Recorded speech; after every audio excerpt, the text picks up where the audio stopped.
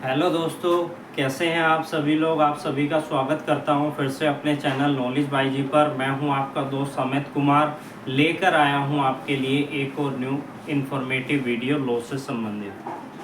आज हम इस वीडियो के अंदर कुछ जजमेंट के बारे में समझने वाले हैं जो कि एडॉप्शन के पॉइंट ऑफ व्यू से संबंधित है, और लीगल प्रोविज़न पढ़ेंगे किस सेक्शन में, जो कि इस जजमेंट से रिलेटेड है। Section number 9 of Hindu adoption and maintenance act 1956 का हम पढ़ेंगे, जिसमें कि अगर आपके पास बेयर एक्ट है तो प्लीज़ आप बेयर एक्ट ले लीजिए। अगर आप लॉ के स्टूडेंट हैं या समाज का कोई भी व्यक्ति जो इस वीडियो को देख रहा है, कानूनी जानकारी लेना चाहता है, एडॉप्शन के बारे में समझना चाहता है, तो इस वीडियो को ज़रूर एंड तक देखिएगा।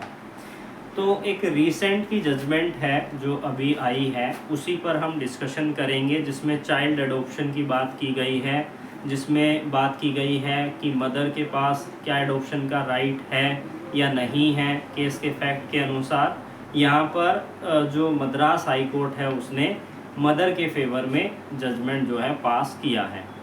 सबसे पहले जो बेयर एक्ट की रीडिंग है वो आपको करनी ज़रूरी है। अगर आप लॉ के स्टूडेंट हैं, सेक्शन 9 को आपके लिए पढ़ना बहुत ही ज़रूरी है, जिसमें कहा गया है कि कौन व्यक्ति एडॉप्शन देने के लिए कैपेबल है। यानी कि जब आप बेयर एक्ट के अंदर इस सेक्शन को पढ़ेंगे तो वहाँ पर क्या बताया गया है कि चाहे वो फादर हो चाहे वो मदर हो, अगर वो एडॉप्शन देना चाहता है अपने बच्चे का, चाहे वो सन है चाहे वो डॉटर है, तो ऐसे में अगर कोई भी, चाहे फादर है या चाहे मदर है, कोई भी एक एडॉप्शन के लिए यहाँ पर अपने बच्चे को देना चाहता है या चाहती है, तो दूसरी जो पार्टी है या दूसरा जो पार्टनर है उसकी कंसेंट लेना ज़रूरी है, जो कि इस सेक्शन नंबर 9 के सबसेक्शन 2 के प्रोवाइजो में आपको देखने को मिलेगा। पहला पॉइंट क्या कह रहा है कि यहाँ पर सबसे पहले तो आप कैपेबल होने चाहिए एडॉप्शन देने के लिए अपने बच्चे का।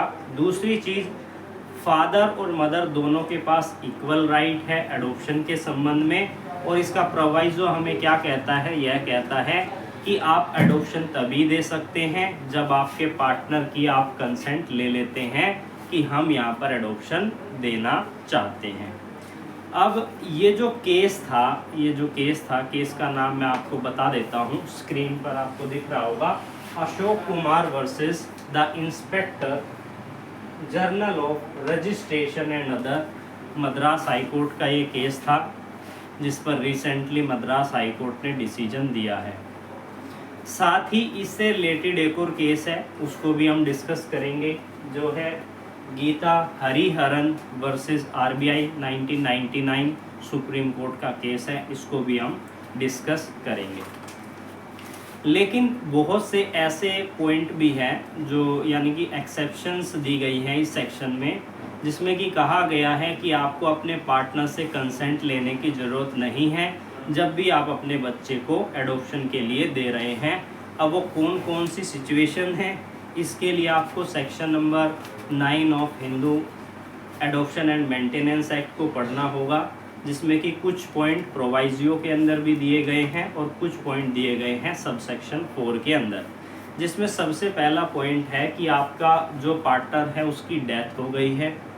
दूसरी यहाँ पर बात की गई है कि उसने वर्ल्ड से रिनाउंस कर दिया है, वर्ल्ड को उसने त्याग दिया है, पहाड़ों पर चला गया है, अपना जॉब कर रहा है। या फिर थर्ड पॉइंट यहाँ पर बताया गया है कि जो कोर्ट है उसने उसके पार्टनर को अनसाउंड डिक्लेयर कर दिया है, यानी कि जिस कोर्ट का ज्यूरिडिक्शन था उस कोर्ट में दूसरे पार्टनर को अनसाउंड डिक्लेयर कर दिया है, या बच्चे को उसने रिनाउंस कर दिया, यानी कि त्याग दिया है बच्चे को। ऐसी सिचुएशन में जो है पार्टनर की कंसेंट लेने की ज़रूरत नहीं होती है।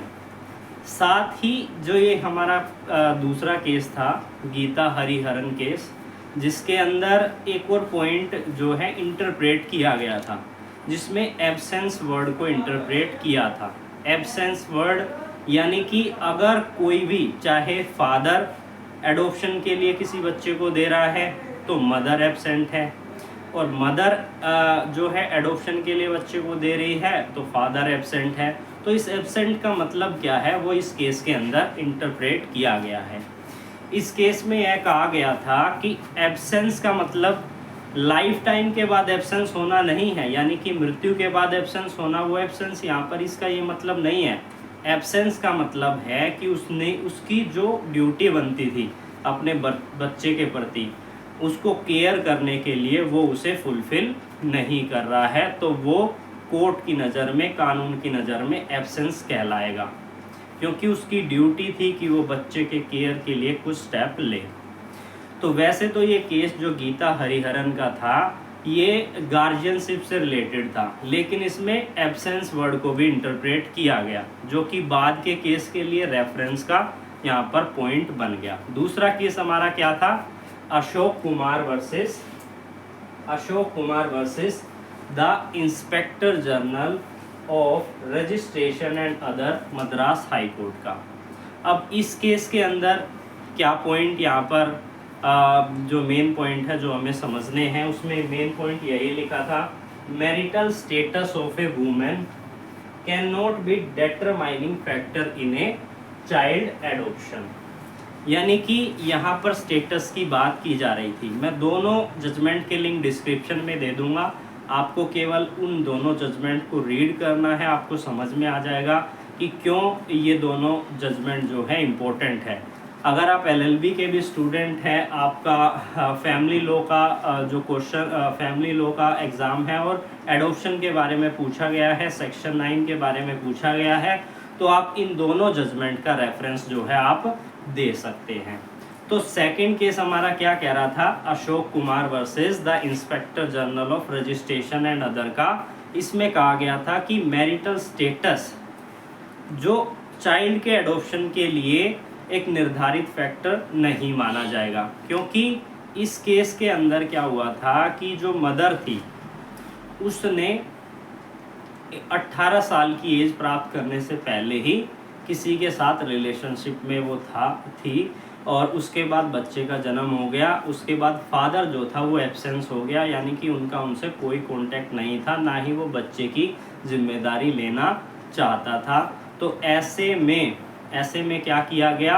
अब जो वाइफ जो मदर थी उसने एक बच्चे के वेलफेयर के लिए यह सोचा कि इसको मैं एडॉप्शन के लिए किसी को दे देती हूँ ताकि इसका वेलबींग अच्छा हो उसके फ्यूचर को ध्यान में रखते हुए। लेकिन एडॉप्शन नहीं दिया गया। उसके बाद ये रिट पिटीशन फाइल की गई मद्रास हाई कोर्ट के अंदर, जिसमें कि मैंडेमस रिट का इस्तेमाल किया गया। और ऐसे में कोर्ट ने क्या कहा? कोर्ट ने कहा कि जो वुमेन है या जो मदर है, चाहे वो मैरिड है या नहीं है, क्योंकि जो नेचुरल गार्जियन है वो यहाँ पर उस मदर को माना गया, क्योंकि यहाँ पर हस्बैंड जो था, जो फादर जो था वो एब्सेंट था।